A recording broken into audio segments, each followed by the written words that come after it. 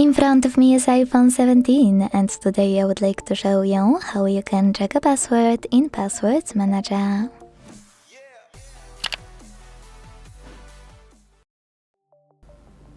If you ever added a password to your manager and now you don't remember it, don't worry, you are not an only one. That's why I decided to test this feature on iPhone 17 and show you exactly how to check your password.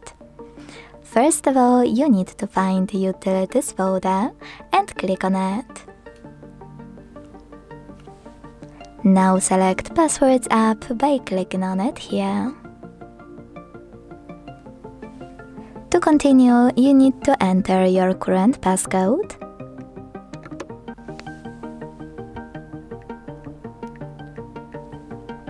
And tap on All on the left, right under Passwords. Finally, you can check any password you added by scrolling here, using those letters on the right, or using this search bar at the bottom.